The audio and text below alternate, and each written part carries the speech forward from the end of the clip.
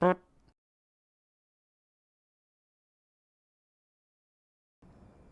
evening, ladies and gentlemen. My name is Franz Calamari, and you are here.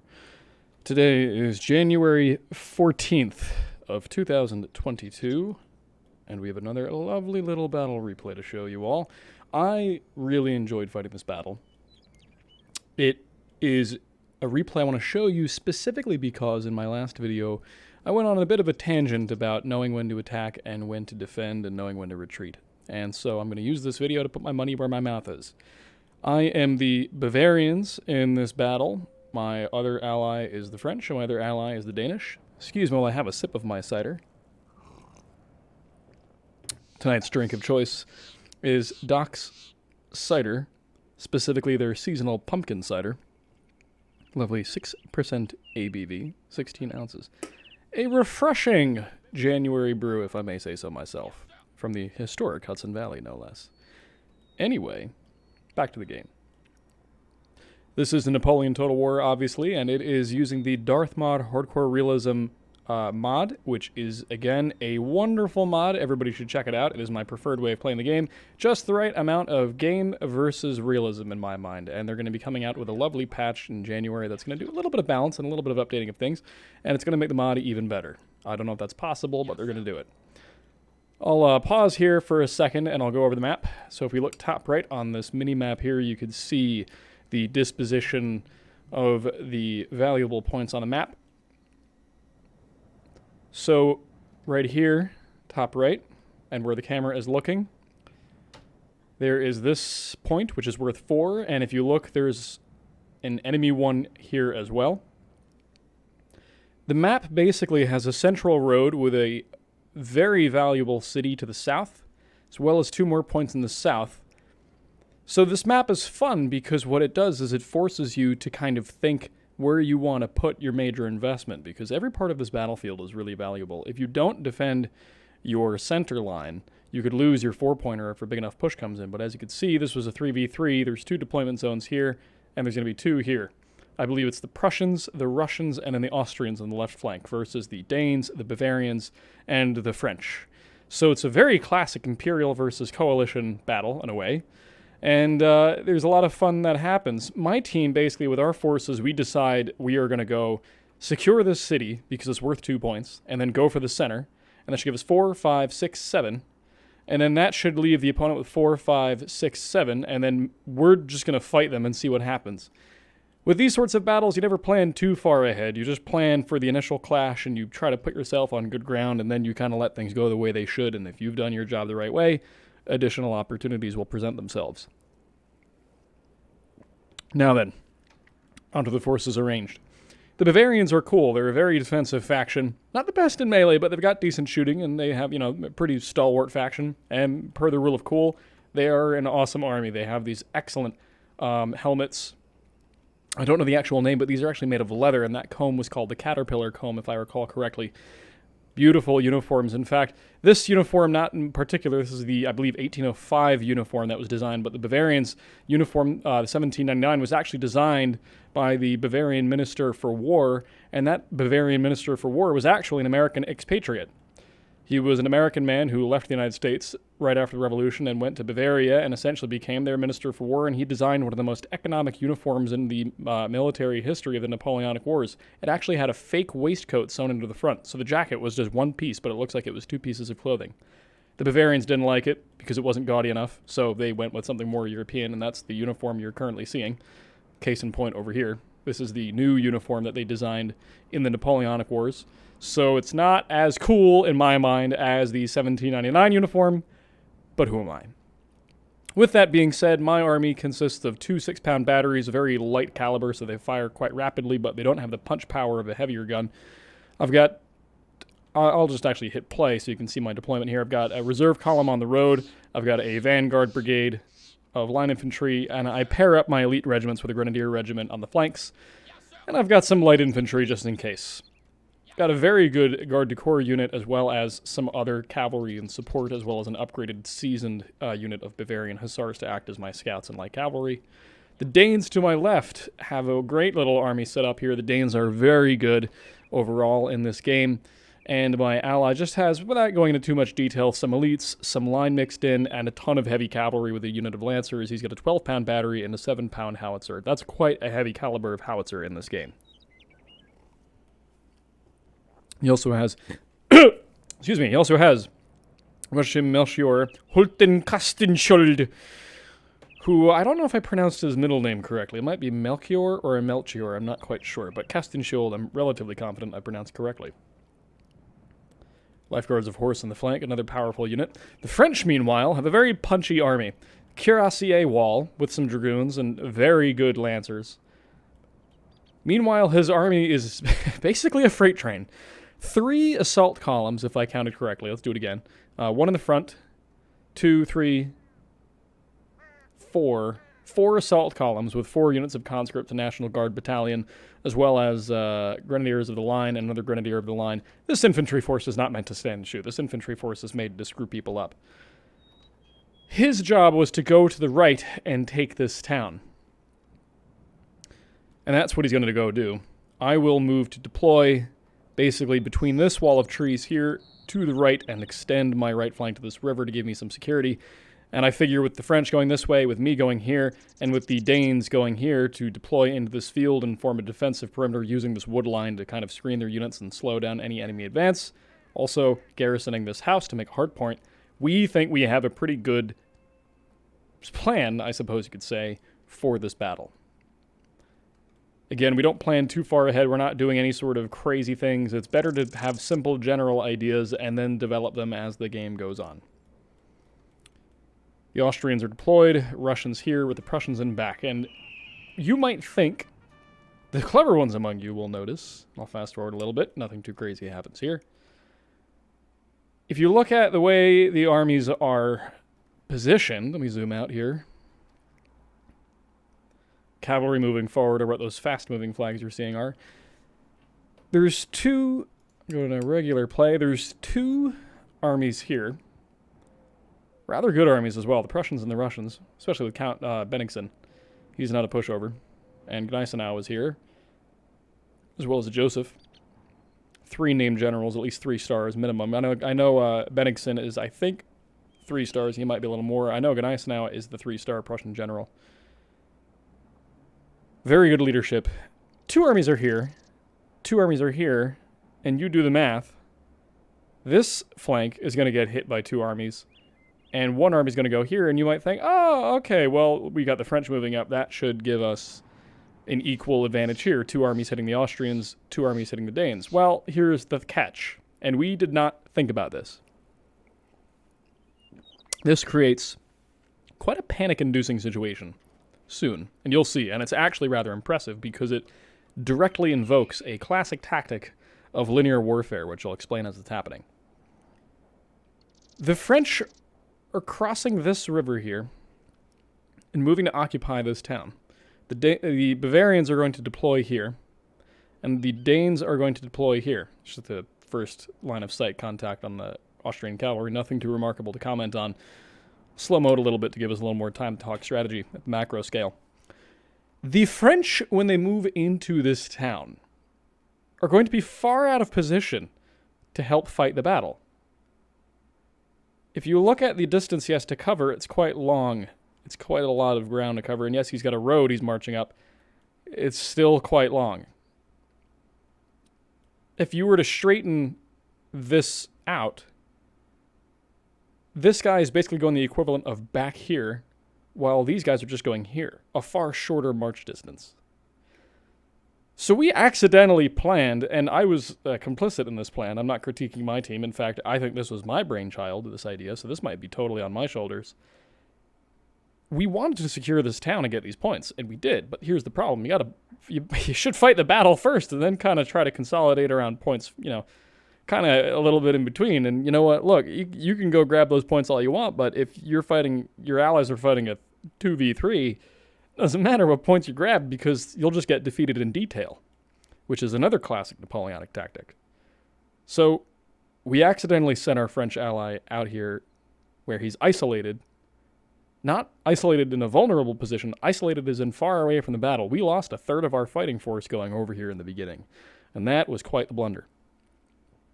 Meanwhile, the Prussians and the Austrians and the Russians are going to form up in a line of battle and be able to present their whole force to us, just 2 armies with their 3, while our French player has to spend 15 to 20 minutes, maybe even a half an hour, finally getting their column up this road over here, and bearing in mind that there are 2 choke points they have to cross, this bridge and this bridge. You got to move a whole division across 2 bridges. That is not a quick maneuver. It's not like you just walk in a straight line that way when you decide to change. You got to go over this and over this. It ain't easy. So we accidentally split our force and created a very bad situation for ourselves at about the 5-minute in mark. Right now, we could have changed course still. French cavalry is just moving in here to secure it, and we should have known by where everyone's army was just where the battle was going to happen. The Russian generals here, the Prussian generals here, the Austrian generals here, as is their cavalry. This is quite a substantial amount of it as well. Hussars, cuirassiers, cuirassiers, cuirassiers. This is the majority of the Austrian cavalry. Whatever they throw over here might just be a scouting or paltry force. It's for damn sure that where their bulk of their cavalry division, or I'm sorry, brigades are going to be, that's where they're going to deploy. So this was never going to be fought over. You can see just from the opening movements of the cavalry, Prussian cavalry moving, a light brigade actually moving in to reinforce, and they're going to pop in and out of the map as they fall into this tree line. This is the point of no return for the French general. They can either continue down this road and reinforce us, saying, you know what, let's make a judgment call. All the generals are here. And as I've said before, where the generals are is where the player is. A player will... Some people like taking their general and moving them somewhere else to kind of play a misinformation game. I can appreciate that, but the risk of having an isolated general who might be caught out by cheeky light cavalry scouting on the flanks, or missing the necessary morale support of a general in a early cavalry skirmish, or so on and so forth, far outweighs the misinformation that might give. Because people are going to go where they're going to go regardless of where your general is, 9 times out of 10. People are not chasing generals. It's just confusing your opponent. But not really. So anyway, we should have been able to make the judgment call, my side, me included, to say, okay, 1, 2, 3. 3 generals are here. And there's the infantry. Stop going down there and come here. But we didn't. In fact, I continued to encourage my French ally to go this way, thinking, it'll be a right hook, it'll be good. Not realizing just how long it's going to take to traverse all of this ground. And that creates a really cool scenario, which you're about to see. So that is the premise of this battle. So let's let it play. While I have been ranting about strategy, the cavalry basically has been concentrated in the center. All of the Danish heavy cavalry, all of my cavalry brigades, all of the Austrian. There's Prussian cavalry in this woods that has disappeared that we've seen and we know we're very aware of. This never leads to an engagement. What it does mean is that some nice early kills, whittling down at this very expensive cavalry units. What it does mean is that we are simply locking in where our armies are going to deploy. I have my cavalry here to prevent him from moving forward and harassing my infantry, or maybe slowing me down by having to form square. So this is just us holding each other's attention and ensuring that we get to go where we want to go.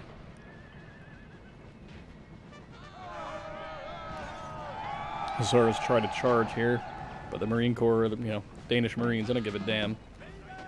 So neither do the Norwegians, so keep going. All hope is lost, sir. This battle is almost done. And the Prussians will pull off. So I'm going to slow-mo for just 2 seconds more. You could see my line of battle if I hold space, because this battle report is from my perspective. So you could see where I was thinking of putting my stuff. You could see my orders being placed, and the line is exactly where I told you where it was going to be. I'm putting my reserves back here. Nice thin lines to present firepower. Reinforcements here. The French are still moving in using this road to get across as swiftly as possible, but the cavalry brigades have crossed the river to apply pressure to the Austrian left and check any advance they may make. What's really going to happen here is on the right, or at least the coalition right. For the sake of this battle, whatever side the French are on to me is the Imperial side. And then whatever side is, usually comprised of the natural opponents of France during the war, which in this case is a very historically mostly correct Austrian, Russian, Prussian coalition. Actually, I don't even think mostly. I think that is just generally correct if you go by the earlier coalitions. This is the coalition side to me. So we are the Imperial side over here, and then this is the coalition side over here. So the coalition forces are deploying, and the Austrians are getting in a line of battle, effectively mirroring me. And we're going to check each other. But this is the real deal, and I'll play here. And we're going to focus the first probably 10 minutes of the game over here, because there is a very classic, very, very classic, timeless, and textbook thing that happens over here called the turning movement. There have been numerous books written about Napoleonic tactics, which actually translate roughly to Civil War battle tactics. There's a great strategy book, I think it's just called Civil War Strategy and Tactics, written by, I believe he's a professor of military history. I think he's actually, this book was written in the 70s, a while ago.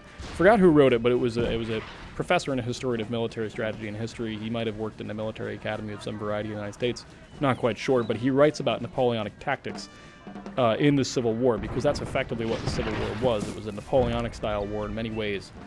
And in linear warfare, in the period of levée en masse, which would be the Civil War in a lot of ways, especially with the drafts, when your opponent is formed to your front, remembering that in real life, armies are expensive things and casualties can be difficult to replace, you want to preserve as much as possible and take as few casualties as the situation permits. So advancing to a frontally formed Danish line, which have pretty good stats in terms of shooting and, firepower, not the best way to use Russian infantry and even Prussian infantry. Taking a lot of blood there, especially with the French coming up, again, taking this long route. Even though they're delayed, they're still going to get here, and you got to account for that. You might win this, but you still got to deal with 2 other divisions. When you have this situation over here, what do you want to do? Well, this is what a turning movement is for. You concentrate forces on one flank, and you essentially fight an asymmetrical battle. I have checked the Austrians here, and they have checked me. We are locked in. We're actually in a bit of a shooting duel.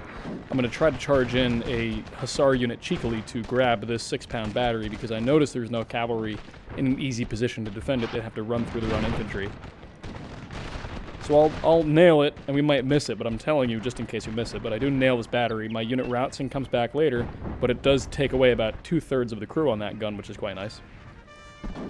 But while the Austrians are here checking me, the Prussians and the Russians have totally concentrated on this flank, and they're effectively coming on in 3 waves. The first, the second, and then the Prussians in the third.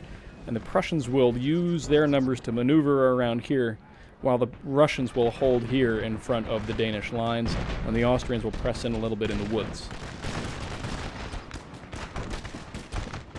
And what that will induce is a scenario where the Danish player has to choose whether or not they want to die here because they're being flanked and will be hit from 3 sides, the front, their left flank, and the rear, as those battalions, which simply are numbers they cannot match in this region of the battlefield, confront them, or do they pull back and bend the line and keep thinning their line to cover more and more distance, which is vulnerable to a shock charge, which, well, that's what you take the Russians for, don't you? Here are the Prussian battalions coming online, and you could tell from the direction they're going in that they're not even trying to meet in a frontal battle, they're just trying to maneuver. Very, very Napoleonic tactic here. This was very impressive to watch, and as it was happening, it was interesting to see that this is one of those moments where a video game can show you something that did happen in history.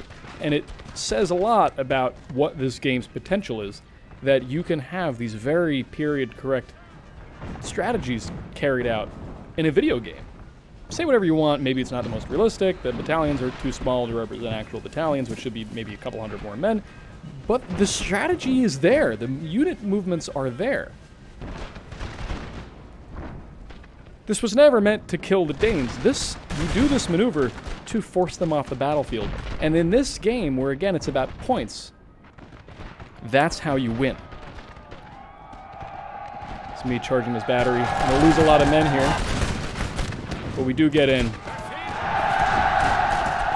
I will rout, simply because I'm surrounded by everything. I'm in the center of the Austrian line, so I'm going to lose because we're a little afraid here, which I can't blame them. I knew it was very possible, even though I really ranked these guys up before the battle. I just wanted to touch that battery. And you know what? I will gladly trade 16 troopers for 24 gunners.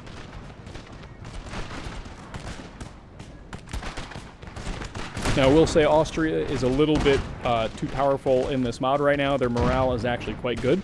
So what you're seeing the Austrians do here is not going to be continuing for too long. I think in the next update they're going to take a minor reduction in both the size of these battalions to represent their size more, while, as you can see, the standard size for these battalions is 240 men. The Austrians bring 300. That difference is going to get lowered to 280. So there is still going to be more men in an Austrian line battalion, but not quite as many, because it just simply becomes too much at that point. 25% increase in that's 60-man difference between 240 and 300. That's 25% of a basic line. So if you take 4 units of Austrians, you effectively took a 5th battalion of Austrians, just with the amount of men you have spread out between those 4 units. Really crazy charge here through the din and the smoke. The Lancers catch out this Prussian Fusilier Brigade that was trying to take position and really cores this musketeer line as they go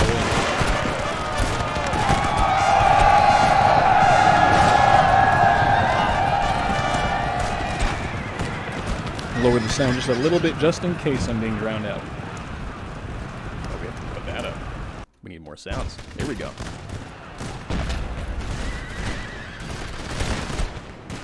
You can see the holding action here. The Danish player is deploying stakes. This is my buddy Lemon. Puts stakes down to try to maybe stymie something. He's got a 12-pound battery set up here.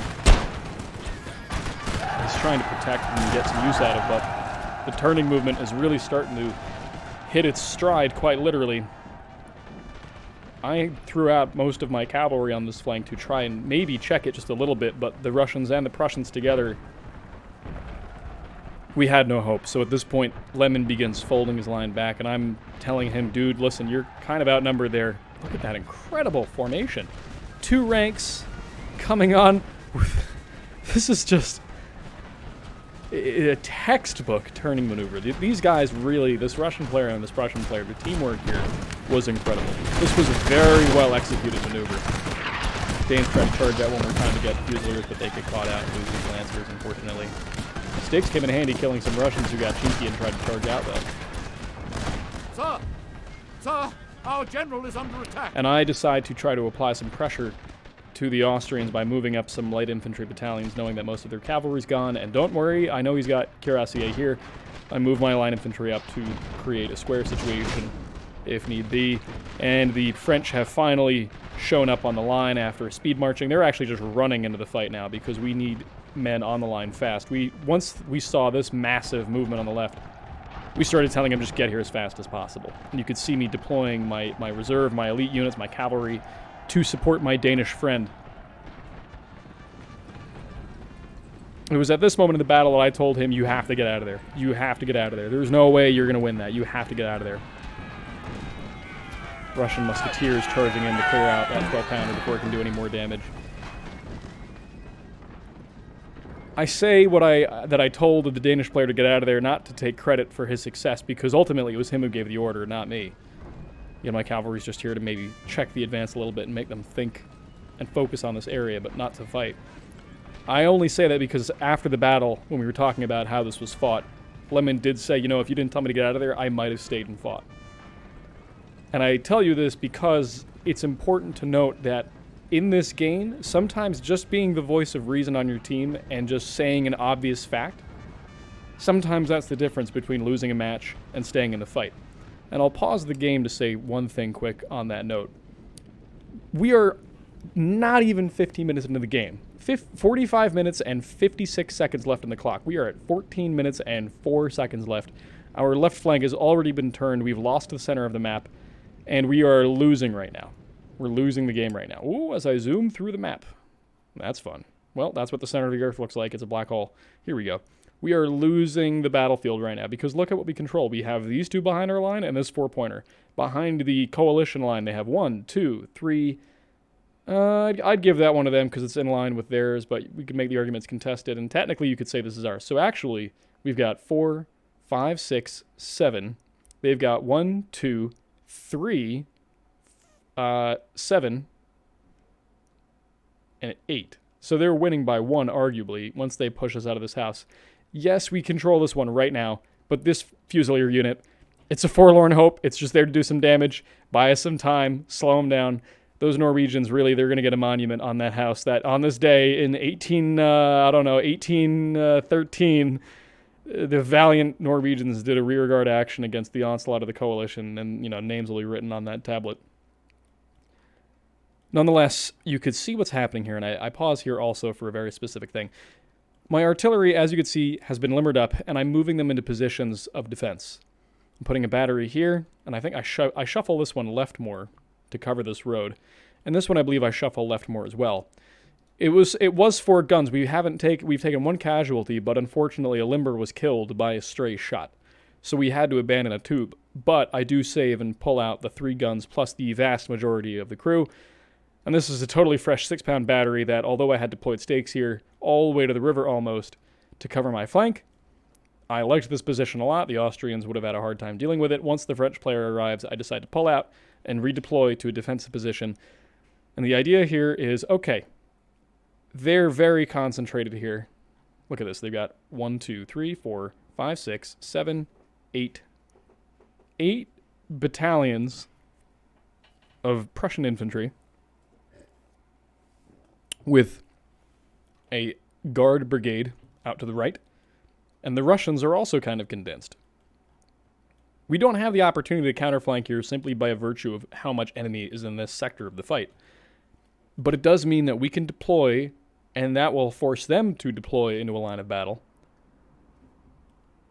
And we can meet them and turn the tide, because we have close fire support in the form of these 6-pound batteries. Meanwhile, the Russian artillery is way back here.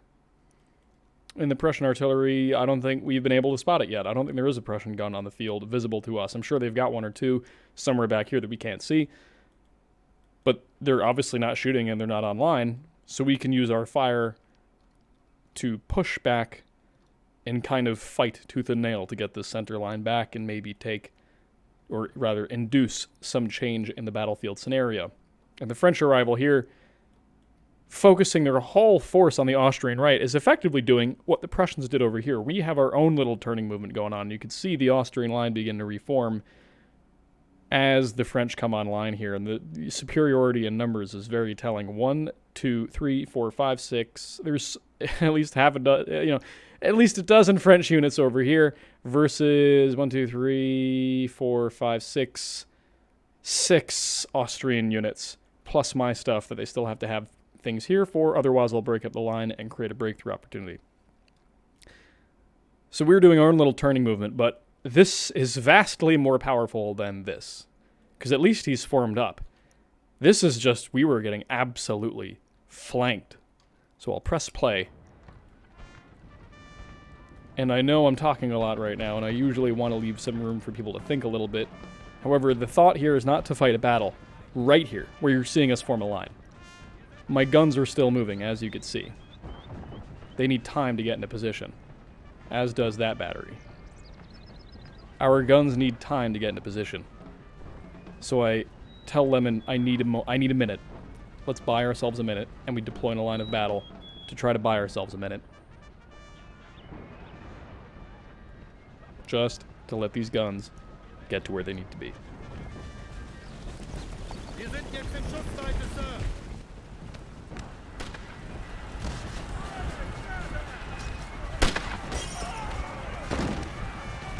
Ooh.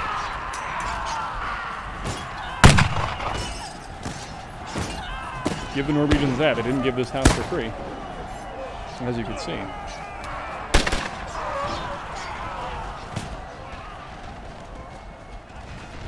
That's the 47th Czech unit fighting a unit of Norwegian Fusiliers, and they're bloodying them pretty bad. 50% almost depleted. It's almost an equal kill ratio in terms of battalions. That's pretty good. The Norwegians are given a good fight there. The French have just decided to assault column in, not firing a single volley, just going in. I don't know if this was the best way to do it. It's a way to do it.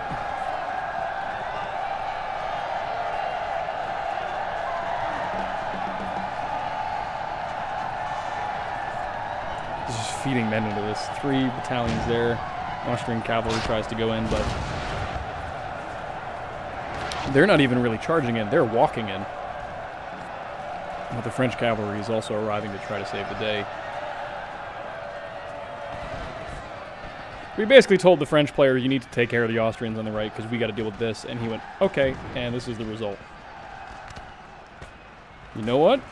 You might judge him, but he does good work, and you'll see the results of that later in the battle.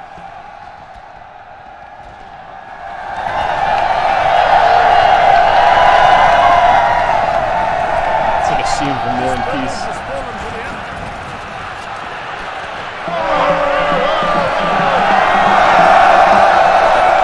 Causes a rout, and this becomes dangerous for the Austrians because they don't like routing units.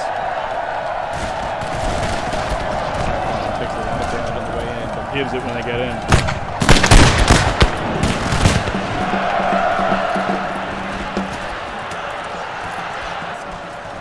And that's the Deutschmeister Imperial Guard as well, so just absolutely punching holes through. Look, he's just using his men like a battering ram. Meanwhile, on the left, my batteries have gotten into position. We've held for a little bit. And we're going to get out of dodge because we, again, didn't have intention to hold that ground. This is what I mean when I say knowing when to retreat and knowing when to hold are skills just as much as knowing how to micromanage units. If you don't know how to have this large-scale strategic mindset, you will fail. Austrian player just basically decides he's got to go reinforce his left, leaving us to deal with the Russians and the Prussians. But you can see what I mean. Yes, they still outnumber us, and yes, their line extends farther than us, especially the Danish player, who did lose a lot of his army. Not a lot, but a considerable portion of his army on that retreat. Some units did have to get left behind, such as the Norwegians in the house. But the thing is, he still has a significant amount of his fighting force, all of his cavalry. And remember when I said earlier that players are way too feckless with their cavalry, they just throw it around? Look at how much we have. This is the value of not losing it early. You keep this maneuver element throughout the game. We are now almost 20 minutes in. We've been totally pushed out of here. The turning movement has come, and we've been pushed probably the equivalent of miles back. And now it begins the killing. We've got these rapid-firing batteries, these 6-pounders who are going to fire canisters right into these lines. Right when I figure out how to push the button to do it. And here's where it starts happening.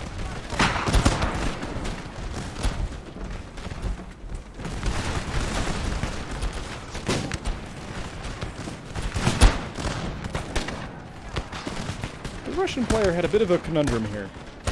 I'm deployed in line. I've got well-reinforced units. I've got my general nearby. I have cavalry support I can draw on if need be. And I have a battery that he has to charge into, which will get closing fire on him due to the distance. So he can't really charge me right now. He can maybe be aggressive and try to force his way in, but it wouldn't end well. He's deployed in these very thick ranks, so he's not maximizing firepower. And what we're able to do is basically just check them. But the French over here are still running rampant. Mother of God. That's a pile of bodies. I like to imagine if you're an archaeologist looking at this battlefield in 200 years, you're totally going to pick up some loaded muskets under the soil, metal detecting. I don't think they fired a single shot. Anyway, they being the French. Over here, I'm getting a little torn up, but they can't really charge into me because I have too many units in reserve behind the line. So do the Danes. We have all of our cavalry. If need be, we can stabilize the line. They're still trying to do a turning maneuver and flank, but with all of this infantry and cavalry nearby, with the length of the line, with the embedded artillery, we create a bit of a brawl. And you can see the result of that when we're starting to shoot canister into them. These kills are not from small arms. All of these bodies on the ground are from canister, and you'll see that in a hot second.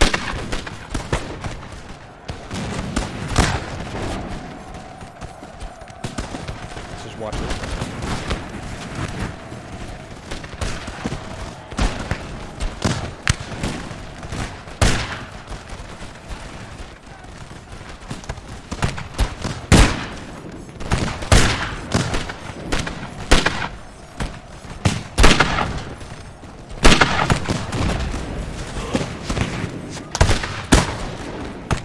Whistling to the air you hear is the canister coming out of the 6-pound battery.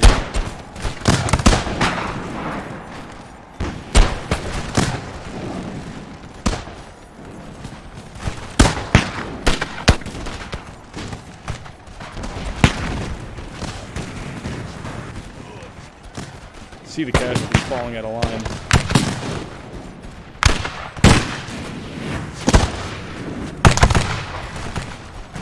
He's far enough away to where I'm not taking out too many of them, but I'm hitting enough of them where it's doing damage. 140 out of 270 men.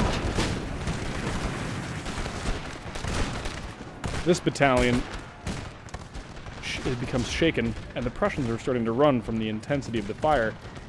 And you could see what's happened is we've actually created a physical dent in the enemy line, which we move into to exploit. You can see the canister flowing through the air here. French get a nice charge off on the Austrians in the back who don't see it coming. And I decide if they're going in, now's my time as well. It's going to form a square, but that makes good pickings for me.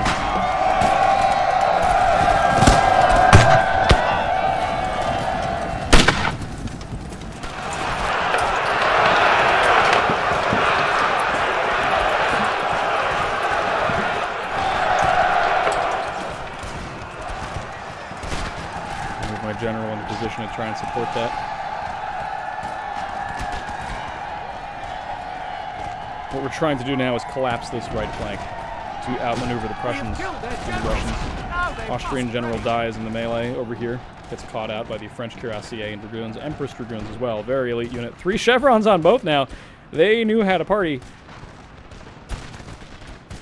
We've begun, without exaggeration, caving in the Russian line.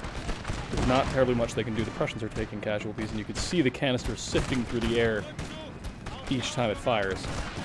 Again, they're just far enough away where it's not achieving maximum effect, but they're close enough to where it's still brutal, and I've taken a ton of casualties in this battery. But every man's dead. Like, these guys really, they died well. I'm trying to rout as much as I can by curling up this flank, but you can only do so much because your men will become tired. Now, with the Russian flank being threatened, the French artillery, by the way, remains. So while the French army basically ceases to exist, since the Russians have some battalions over here that they sent to reinforce the Austrians, but a little too late. So I just have some isolated... I have one isolated brigade, basically, of Russian Moscow musketeers. Or no, just musketeers with Preobrazhensky Guard, a very elite unit. But their general isn't nearby, their friends are running away, and I can kind of deal with that as I wish. This leaves basically only the Prussian player on the line here, and this becomes effectively the high watermark of the coalition in this battle. Knowing when to defend, and knowing when to retreat, and knowing when to attack, as I've said, and I will always continue to say, are skills in this game. Get a very nice hit on that, and a very expensive hit. Nails these Moscow musketeers and clears through his cavalry. I love cannons. Knowing when to attack and defend, when to hold, when to pull back, are the difference between losing a game and keeping it going. The realization that you have a full hour to fight a battle, you don't need to lose it in the first 20 minutes, is really important. And as I say that, watch me make a horrible cavalry mistake here where I get really cocky thinking I've got it, and then I start getting doubts because I realize I've made a very, very bad play over here. And as I'm going off on this rant about knowing when to defend and knowing when to attack, I'm going to interrupt it. I will come back to it. I do have a point here that is kind of the moral of the story in this game and why I'm showing you this battle replay, but I want to use this as a learning moment. Remember when I said players use their cavalry too brashly? Part of the reason why I have this opinion is because I've watched this replay maybe 5 times now. Because I think it's so cool. It's got a lot of maneuver, classic Napoleonic tactics, very cinematic battlefield movements, the French just freight train on the right. There's a lot of cool stuff to see. Excuse me, I needed to take a sip of alcohol before I talk about what's happening here. On the left is where I garnered the opinion that cavalry, people are way too brash with their cavalry. People are way too brash with their cavalry. And I say this because I was too brash with my cavalry, and this is how. So let's look at what this situation is. My allies are here, and all of my cavalry is out here, and between me and my allies is all of this infantry, number 1. So I'm overextended by definition. I do not have support. These guys are out on their own. I'm overextended, number 1. Number 2, I did not know where the enemy cavalry was. They were too far back, and these are hussars, which means they move quickly to exploit opportunities. So I did not have knowledge of local opposition. That is a mistake. That's number 2. And number 3, I did not have any support here in the form of a general or somebody to keep morale high, which means these guys are already kind of freaking out because they know they're overextended. These hussars just charge basically out of the woodwork over here from the reserve part of the Prussian army and will now catch them out as the enemy right has formed square and is pouring small arms fire into my cavalry brigade. Do not be me. Yes, I catch out an experimental howitzer and kill it before it unlimbers, as you can see. But do not be me. Learn from my mistakes. Don't overextend your cavalry. And watch the result. Our men are running. I panic retreat, thinking I can get away. Everything breaks, and watch the flags disappear. When the flag disappears, they're not just broken. Broken means they can come back. They're routing. When the flag disappears, the unit shatters. They'll never come back. And look at how many I lose. Most of them don't even die. Half of this squad, more than half is alive in this squadron. More than half is alive in this squadron. And more than half is alive in this squadron. I just lost a ton of combat-effective troopers due to my own brashness. And now the enemy has free cavalry on this flank, and the Danes have to move what would have been good maneuver elements in their center over to their flank to make up for my mistake. And I knew it the second it happened that I had committed a very lethal mistake. With that being said, we can fast forward a little bit. To get back to my original rant and moral of the story here, as I was saying, this game, I show you this to emphasize the point of knowing when to attack and knowing when to defend. We bloodied the nose of the coalition. We blunted their pursuit. Yes, they turned us off of this, and as you can see, they killed a lot of Danes here. They didn't get it, for free. They turned our flank, and they pushed us back, and they made us give up this ground that we really moved hard and fast to get, and basically paid for. But they pushed us, and we knew where to defend and how to do it. Putting guns in your line, asking your gun crews to fight to the last, putting Cannister on, letting the enemy walk up, taking advantage of the enemy's impetuousness. It's worth noting the Austrian player dropped from the game shortly after his army was defeated, so this is the AI taking over this last unit, which came back, and now the whole Austrian army's gone. So kind of unfortunate for the Austrian player that they couldn't watch the rest of it, but fortunate in the sense where at least they didn't drop with the full army. So anyway, we capitalized on the impetuousness of the enemy to pursue us, despite that they had already secured all the points. They didn't have to come into range with us. They could have just sat here, checked us, stood outside of firearms range, and really forced us to attack to regain the initiative. They could have forced it into a stalemate and maybe applied pressure on our left, knowing the French were gone. If they had enough battalions they didn't lose in this firefight here, taken some of those reserves and thrown them over here, cleaned up the French, deployed some stuff here, and that would have given them some of these points and would have made the battle equal out on their side, and then we have to attack. And I'll play the game here because this is when I get really cheeky and I get caught out by an incredible charge after I decide that what I'm going to do is move into these woods after we secure this side. I'm going to try to go into the woods and pursue the Russians a little bit because I felt good. If I was as good of a player as I thought I was, what you're about to see would not happen, and I would have squared up, and all would have been fine and dandy with the line infantry, whatever the hell. But I am not, and so you're about to see an excellent charge by the Lutzow Freikorps that would make Blucher happy. Our men are running, sir. And that is going to rout 3 units. I get them all back later, but that really starts me panicking a little bit because I'm like, oh shit. I really got to figure it out. But it does the job of baiting the Russians back out. I move my cavalry to position of support because I'm just worried about my his cavalry charging my gun. But it pulls them back out in this artillery range. So while they're trying to fall back and consolidate on the center, I'm just trying to poke them and make them keep engaging. Again, capitalizing on the impetuousness. He charges in, but I've got the numbers and the localized fire support to keep engaging the enemy. And I've got so much in reserve. The Danish are still here. They don't have artillery support. They just have some light cavalry assets. We have a heavy cavalry brigade, and Ney, who is still alive with a dragoon unit, is going to ride over and effectively act as a cavalry brigade commander, giving morale to our cavalry pushes. Units come back. And this is the thing, is every time he pushes out, look at how small these units are. 42, 67, 77, 50, 94, 92. I have these really good units. Oh, that was a friggin' awful howitzer shell on my own unit. I'm pretty sure it was friendly fire, too, from the French. But I've got all this stuff. I've got the D4th Regiment, the Grenadiers. I've got this brigade over here, which is significantly depleted, but still is more than they have. Numerical superiority. And I still have these two regiments over here, which are hit, but more combat effective than these guys. And that's the key.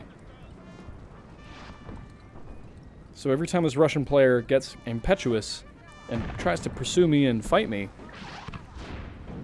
I'm just teasing him. I'm just throwing stuff out there to try to keep him occupied, keep him focusing on me, and the Prussians don't really know what to do.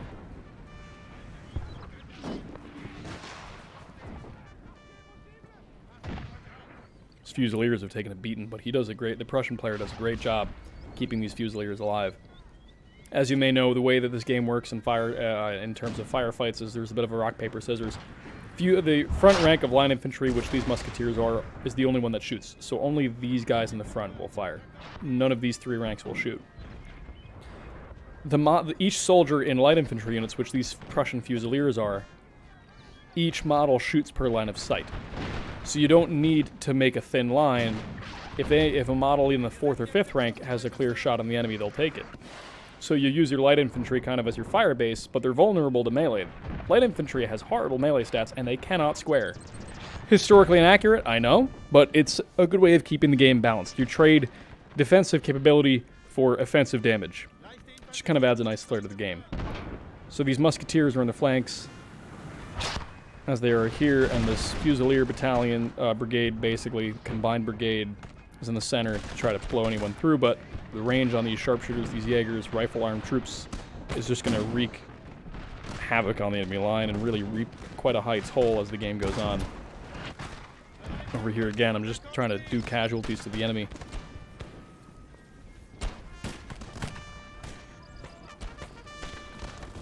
Whatever is left of the Russian cavalry is going to try to come over here, but again, he can only do so much because he doesn't really have that much of an army. And yes, while my right flank has been weakened, I have my general nearby. I have interior lines so I can move units around if need be. I am under 12-pound artillery bombardment, but I don't really care about that because I have, again, concentration in this area and the interior lines. The French existing cavalry can move up to reinforce me. I can move my garde du corps squadron up, which you're seeing move through that wood line now. And I'm not worried about it. Now you may be looking at this thinking this is quite the stalemate. It's not. We have artillery in line, and we've got 26 and change minutes left in this game.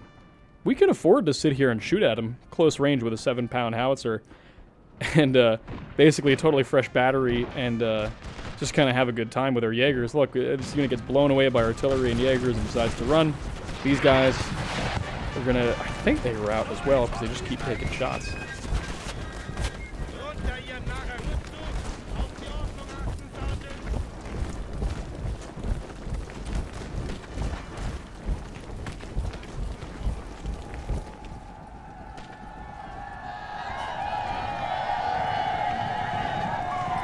Destruction of this Lissau-Freikorps unit on the right basically removes the cavalry threat from this side despite these 2 units of Life Guard horse. You've got to remember everything here can square except the light infantry, but I've got my D4th Regiment in reserve, and I'm moving up 2 more combat effective line regiments, pressing in again just to keep the Russians' attention over here. But we're just shooting at the enemy. Again, we have 26 minutes. You don't have to win these battles right away. Play the full hour, use the map. Know when to attack and when to defend. And right now, we're giving more damage than we're receiving because we've got artillery shooting in there and we're skirmishing. They're trying to hold ground without being able to really fight back about it.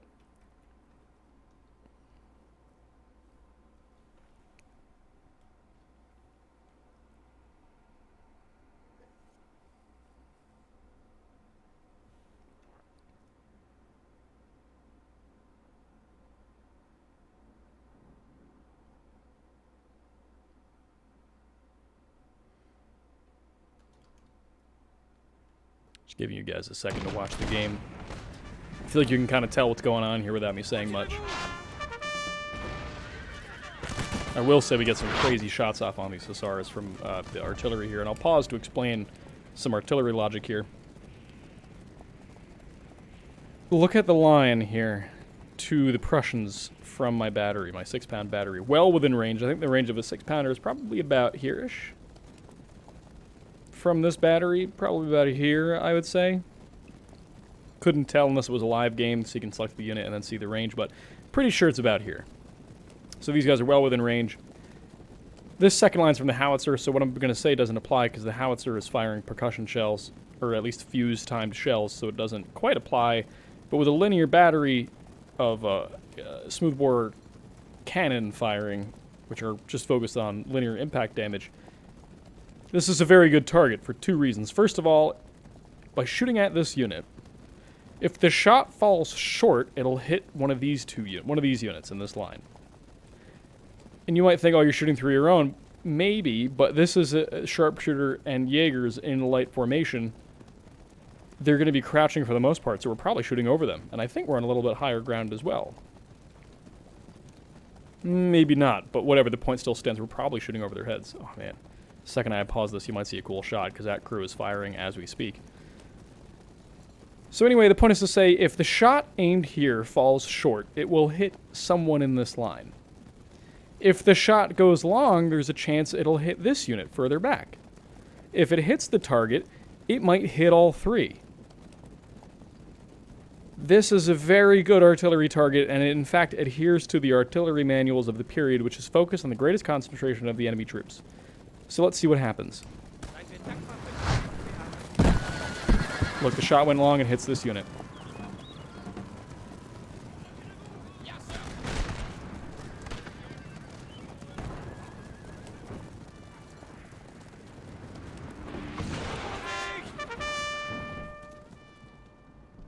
Keeping an eye out for any other action. Stalemate right now. We're just focusing on bombardment and outmaneuvering the enemy. Shot falls short. Hits this unit. Shot hits and nails some of these guys.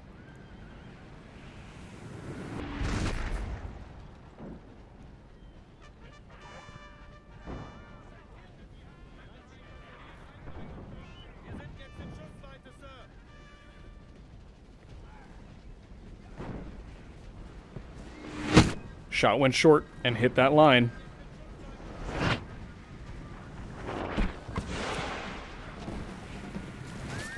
That was an excellent shot, and as you can see, it hits this unit. This is what I mean. Knowing where to position, or where to fire with your artillery, I meant to say, can really do some serious damage. Rely almost on the inaccuracy of your guns. Because when you shoot at a unit, you're less shooting at a unit and more shooting at an area. A shot fell short, and look at the hole in that line. And they're receiving skirmisher fire. Jesus, look at all the bullets whizzing through the air. My God. Anyway. Remember, when you shoot artillery, you're not shooting at a unit. They're not just... You know, they're really just pointing the gun in this direction and lighting off the charge. So you're shooting an area, not a unit. And this area is this right now. That's why we're hitting all this, because we're not shooting really at a unit, but a region of the battlefield. Shot fell short and hits the line, even though through the red lines you can see we're hitting this unit, and this is what I mean. Once you understand that concept of artillery, you will get that much more effective. And by the end of the game, my 2 artillery batteries, the one over here has routed, but this one and this one together will get 1/3 of my kills.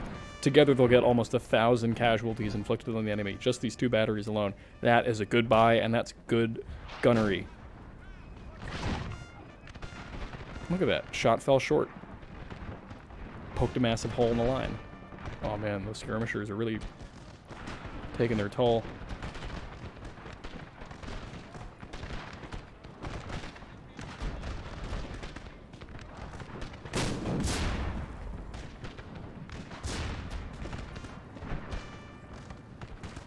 Really cool cavalry engagement over here. So remember before, when I said, you can tell by the cavalry corpses here, do you remember when I overextended my Bavarian cavalry? You could tell this was the spot because this was the howitzer that I caught out and killed. And this is basically all of my dead cavalry here, and my whole cavalry brigade both routed and shattered rather quickly because this Prussian, Hussar brigade just slammed right into it. I was overextended, I didn't have my general, there was enemy infantry nearby. Doesn't this look a little familiar? Huh? Look what's happening here. The enemy coalition brigade of cavalry, the two brigades, the Prussian light cavalry brigade and the surviving 50% attrited Russian heavy cavalry brigade is moving into the right. Now, granted, they're bringing their general up. Gneisenau is very good, and he does apply, as an ally, a morale improvement to these heavy cavalry units that the Russians have. So that is good. So they're not making as crucial of a mistake as I am, but there's still a mistake being made. They're overextending their line to try and win on the right flank where they have infantry support, quickly drawable. Look at all these infantry units over here. The general's nearby. They have fresh cavalry, too, by the way. And there's Ney, as well as the Danish general. You're about to see what I did repeated by the enemy who did not learn from my mistake. Watch this. By the way, for the record, I'll zoom out so you can kind of watch that at the same time with your right eye. I am slowly advancing into this wood line. But anyway, yes, so the cavalry engages. Light cavalry going first. That's a micro mistake right there, but this Danish player, Lemon, expertly moves his infantry. Ney and Kastenskjold both move in together swiftly to reinforce the morale. Howitzer is still lobbing shells, which is a dangerous thing, but look at this. He builds a wall of squares, basically, to provide close-range fire support to his cavalry. The Russians will try to go for the generals, but these Fusiliers will move into a position and deploy squares along with these other Norwegians. So a small brigade of the Norwegians who survived the retreat and everything will move here to form a square and catch out this Life Guard horse and help defend the generals, who will provide a morale bonus locally. And look at this, the Marine Corps forming the far right square. Light Horse trying to charge them to create a breakout situation. Gneisenau over here trying to keep it alive, but as you can see, it's not good. This is a very bad overextension of the coalition cavalry. And the Danes are going to circle it with squares.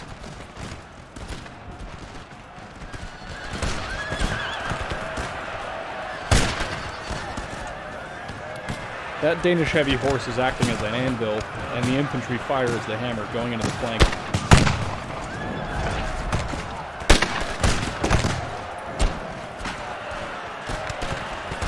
Ney providing a morale boost. Gneisenau has to run back because the French player brings in the rest of his dragoons to charge the back here, and that is how you micro. He went all the way around here, charged into here. Gneisenau can't do anything because if he comes too close, guess what he doesn't have? Infantry support. These two generals can be here because look what happened. These squares were here to defend him.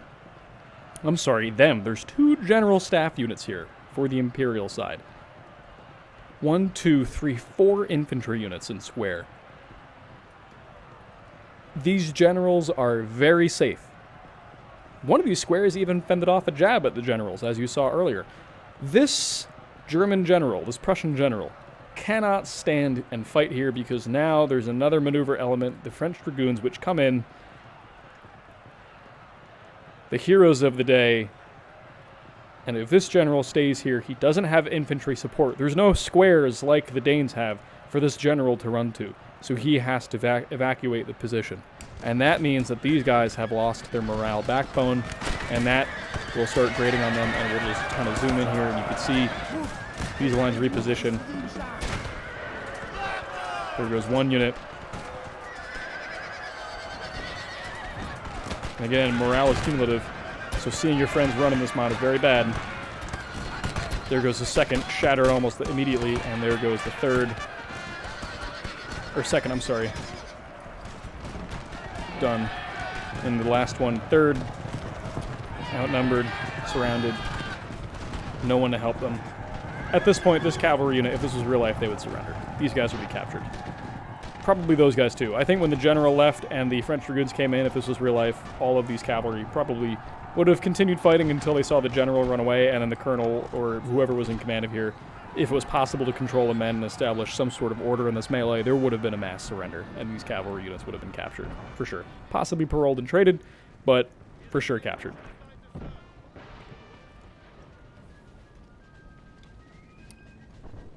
And that gives us the cavalry advantage in the battle. And the Danes begin exploiting it, turning the flank, and you can see almost immediately after losing that, the Prussians lose confidence here and begin falling back. Checking the advance of musketeers, French player does lose some dragoons in this. Oof. This unit will, I believe, rout from that. I'm not confident. I can't remember. It's not too important, but gets a little too impetuous on success. Meanwhile, back here, I am moving into position, but I'm still under 12-pound battery bombardment. Very direct battery bombardment. There's my general. You can tell by the lacing on his bicorn. He's overseeing the assault. We'll just see from his perspective for a little bit by this tree.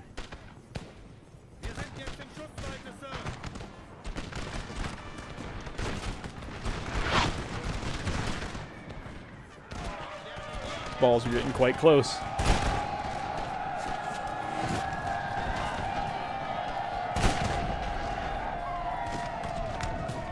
My garde du corps going in. Oh, and the general gets hit by an 18-pound cannonball. Sorry, a 12-pound cannonball. And so the Bavarians start wondering what's going to happen next. Because without a general in this mod, it's very difficult to come back. Almost immediately, Ney starts running over to my flank to try and stabilize it. Now that I've lost my general, my morale backbone of the Bavarians has fallen away. The Bavarians are not renowned for their stalwart morale, so a general is rather important to their army. And Ney is going to try to come over and establish some sort of order to the masses here. The general staff by itself does provide a morale bonus still, but the general, the actual general, the guy who died there, is more important than the staff itself, because he can issue rally orders and inspire. I mean, your general dies, you can't do that anymore. And these Fusiliers are poking holes in me, and this is when the Russians decide to get cheeky and really come out and play. But luckily, even though he has a general, I still do have numerical superiority in this area, and I'm keeping a tight formation, making sure my flanks are secure. I still have my garde du corps unit. I'm moving it around. I have artillery still close enough, hitting these units. That was an artillery blast that really just ran through this Fusilier battalion here. I'm still strong, and I'm making these guys pay for it. Again, the impetuousness of the Russians are really costing them casualties that they cannot afford at this moment. They don't have reserves. Now, all I'm trying to do is just bleed them out. I know I'm not going to win a melee with them now that my general's dead, even with Ney nearby. Ney arriving to the battlefield, I think now. There he is. Even with Ney there, I'm not going to win a melee more. Maybe. That was down without a caution. So I'm trying to engage these guys in a shooting fight, knowing that my numbers can really weigh on them.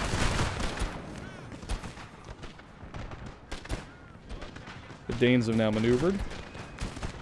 And look where they're back to. The Danes, who started the battle strong here, pushed all the way back to here, have counterattacked. And now who's being outflanked? The Prussians. And who's having to fall back to this house, forming square even, to defend against a heavy cavalry presence?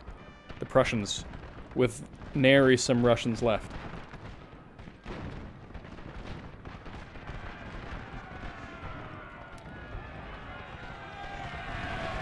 Danish cavalry is basically spent at this point. Friendly stakes, so they're not going to die. But he just decided to YOLO it into the generals and maybe try to rout them. Does get a few kills off. But unfortunately, these units are going to rout and shatter, so... You can make the argument maybe they would have been better saved elsewhere, but you know what? They were so depleted to begin with, didn't matter.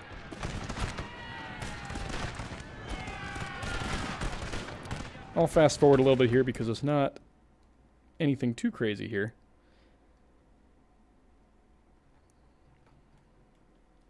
I'm going to watch a little bit of the artillery bombardment. You can kind of tell what the thinking is. Again, it's you keeping this center lane clear so my battery can shoot through. There's a reason we're not here. It's not because we're isolating each other. Again, the Russians sally forth trying to do some maneuvers, but again, they're just losing the firefight because I have all of this stuff here. I move my life regiment into position. Grenadiers online, another unit of Grenadiers, the Dietfurth. I kept my most trained battalions fresh and in reserve as long as possible. So while they are very depleted, and maybe I could have even won a charge. Again, I was very cautious because my general was dead and I didn't have a rally ability, so I didn't have the backbone to do it. But he doesn't have the ability to really fight me here, so we're just closing the noose. Again, we got 11 minutes left in this game. We don't have to win it all at once and make a mistake. We can take our time and really wear him down. The thinking here is very clear. We're leaving this gap not because we don't want to link up, but because look at the line my artillery can draw to these units, and we get some really choice raking shots off on them. We get a few. Look at all the dead Fusiliers here. This is not from small arms. All the small arms kills are up here on the front line where they were. This is artillery. This is the butcher's bill from the cannon.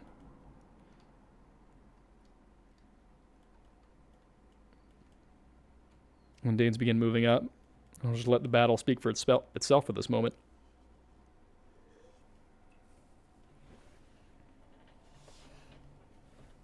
We'll play it out a little bit, get some of the sound of battle.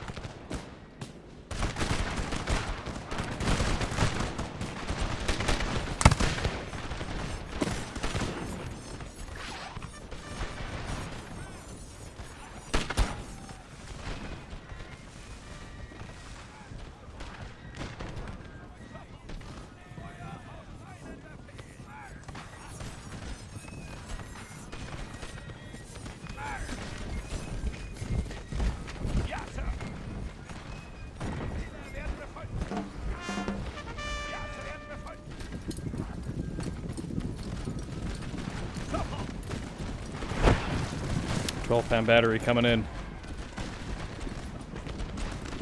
And I decide maybe I can get the house. I charge in my most elite Bavarian unit, the Life Regiment. Prussian foot guards move in. And we're gonna make a fight for this damn house.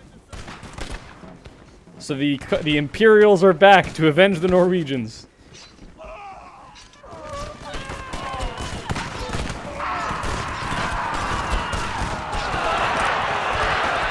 Back.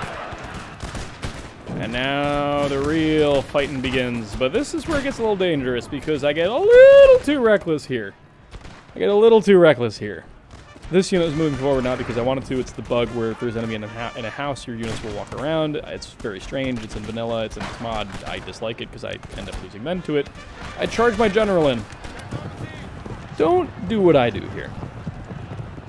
If I could insert a record scratch here and say, yep, that's me, I bet you're wondering how I ended up in this situation, I would do it here. Even though your general's dead, the actual presence of the general staff unit still keeps your army together. It's a vastly weaker glue on the morale of your troops, but it's still a glue. I made the mistake here of forgetting that, and I just decide that my general staff effectively is a medium cavalry unit, and I say, you know what? I'm going to charge them into the Fusiliers and just be cheeky and let the Danes move in. This does not end well.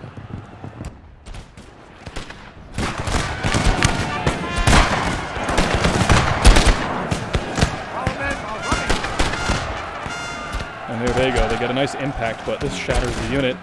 And morale starts dropping almost immediately throughout the army despite the presence of Ney. Well, no, not despite, but what I should say is because of Ney, they didn't all rout. The only thing that kept everybody from routing on my side, once my general was YOLO'd in, was probably Ney. If it wasn't for Ney, I think it would have ended much worse.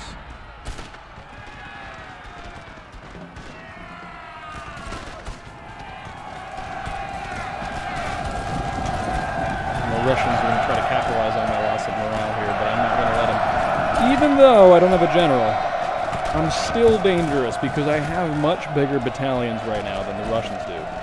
And while the Russians have all of this combat experience they gained, look at all the chevrons on these units, they're still depleted.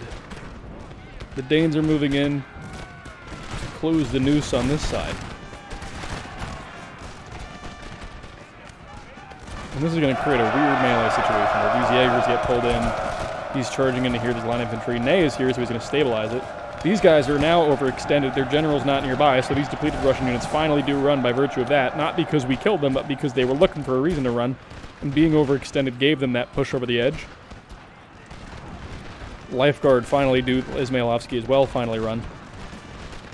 We're going to give him a parting volley as a big middle finger, but over here I'm going to take all of my battalions and start moving over and them over left. And I'm going to try to flank the Preobrazhensky and get them out. And now the issue is these foot guards, because this could fold up the Danish flank. So I'm going to try to get them in the rear with this line unit in an attempt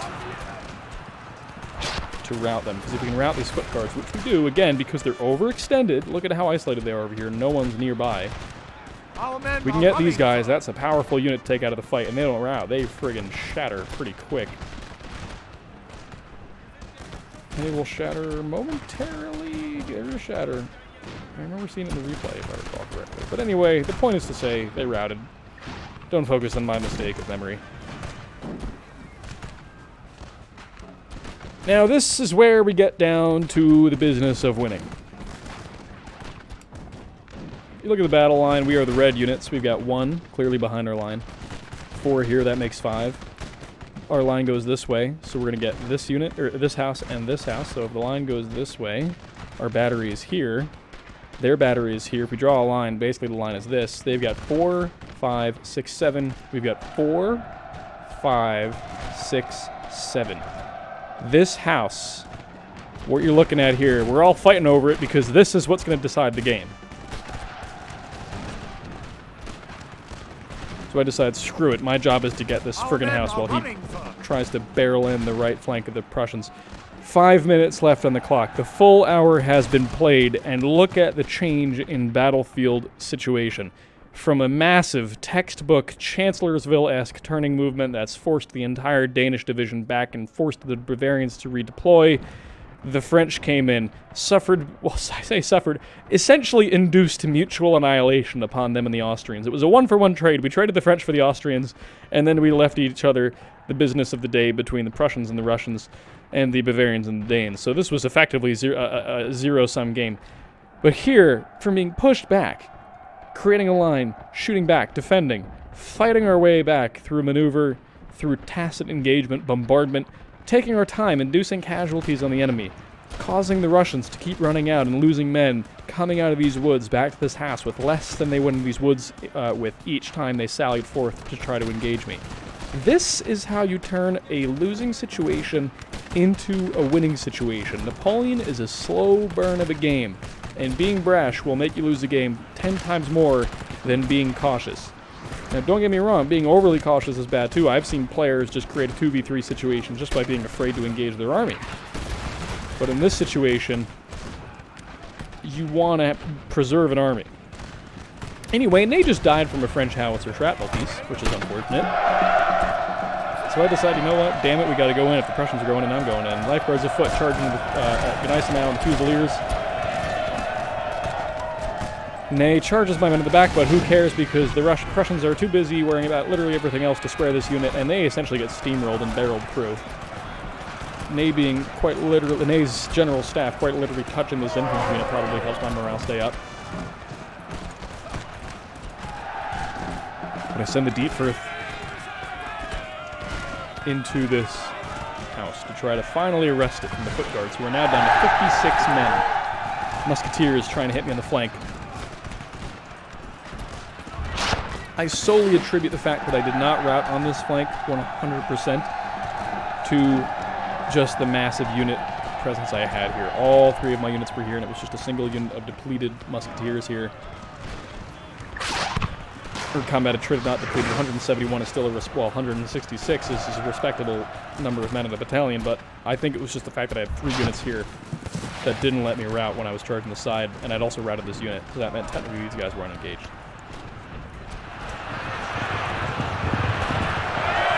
Gneisenau is going to run in and break. That is going to throw the game right there. 2 and almost a half minutes left on the clock. Where are we? The Danes really are holding the left and pushing in Not taking any chances. Not taking any chances. Hitting these musketeers as much as possible.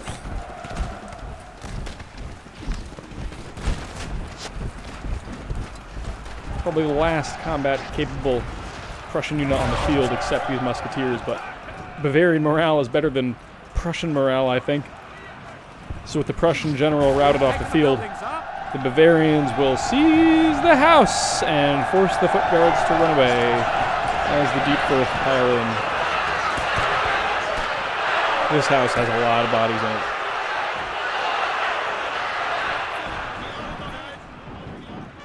At the 1 minute and 30, probably 40-second mark, we finally reclaimed the house. This battle started here. At about 55 minutes, we were here, and 50 change minutes later, we came back. This is how you turn a retreat into a counterattack. This is the replay I wanted to show you that tells you you don't have to sit and die somewhere. Pull back, reform a line, preserve your army. Napoleon is an hour-long game.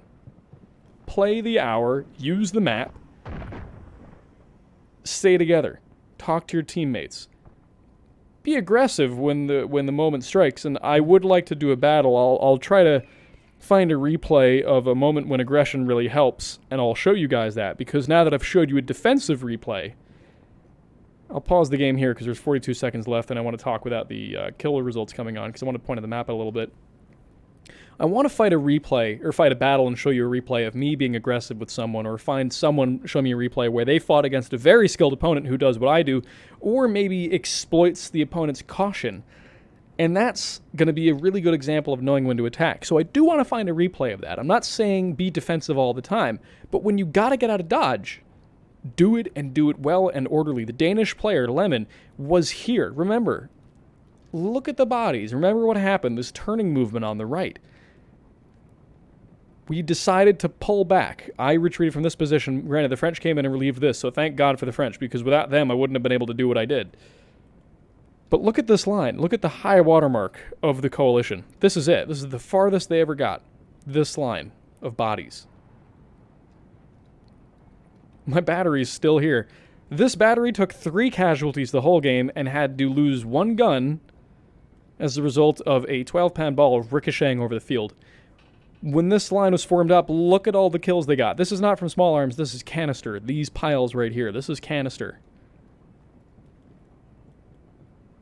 The knowledge of when to be aggressive and when to be defensive, and understanding that Napoleon Total War fundamentally, in this mod at least, is a game of force preservation, is supremely important, and I hope by watching this replay I've emphasized my point that you don't need to nail your ass to one piece of ground for the whole game. I'm going to fast forward because this battle is over. We've secured the town. We've won by virtue of routing the enemy. And we're back where we started. The Danes are on familiar ground.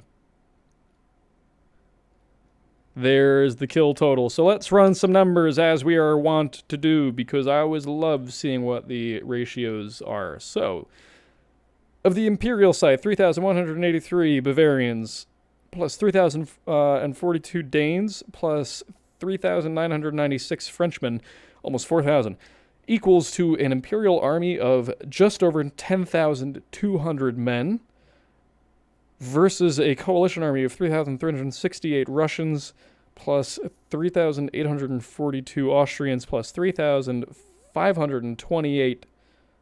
missing a number here somewhere. Hold on. Here we go. 3,528 Prussians. The coalition fielded 10,700 and change men to our 10,300 and change men. That's a difference of roughly 400 people. That is effectively maybe one Austrian battalion of 300 men, plus a cavalry squadron and maybe a battery crew. So not that big of a difference. Not that big of a difference. Let's look at the kill differences here. Between these two units is about 900 kills. Both 6-pound batteries. Look at the difference here. This one was the one that got mauled in the center. This is where the Danes were on the left of it, and I was on the right of it. Artillery in the line of battle, especially a smaller caliber like this arguably medium battery of 6-pound, They fire so fast. They do such good damage to the enemy. I got 2,724 kills. 1,000 of them came from these two units. Almost, about 900. But basically 1,000 came from these two units. Actually, let's just do some math right here. Hold on a second. It takes 2 seconds. Let's do the math. 519 plus 386. 905 kills of my 2,000. Let's see what the ratio is. 2724. Divided by 2724. 33.22% of my kills came from these two units. In other words, a third of my kills on the nose came from 2 6-pound batteries. I'm not gloating, and I'm not grandstanding the enemy's loss. What I'm trying to say is we made a very good firing line, putting units where they should be, and we used that as leverage to give the opponent a bloody nose and repulse them. This is a very good attack, or a defend and counterattack replay that I showed you. I hope you learned a lot. I had a great time fighting it. Kurt, Ministop, and Grizz played an excellent game the entire way through. Really good play by them. I would love to do a rematch with them any day of the week. Lemon Squid and Megan, as actually a guy in the Discord named Utizo. My side played a great game. Everybody did very well here. This was a very, very, very fun engagement. I'd love to fight with these exact teams again, or even mix them up any day of the week. Thoroughly enjoyed it. So with that, I will leave you. Again, this is the Napoleon Total War Darth Mod Hardcore Realism submod. I encourage you to look in the description of this video for the Discord for the mod, as well as the download link. And if you appreciate this content, a subscription helps me mightily. Leave a like and a comment, not because I'm trying to drive up traffic, but it genuinely encourages me. I'm mostly doing this because I love talking about this stuff. I like kind of looking at these games with a historical eye. But knowing that other people out there appreciate my perspective, even moderately, even if it's just casual watching for you, it's just encouraging to know. So I do appreciate it. You know, knowing that I'm not just talking for my own sake is encouraging, as I've said. So with that, ladies and gentlemen, today is January 14th, 2022. I bid you all a very fond farewell, and until next time, this is Franz Calamari.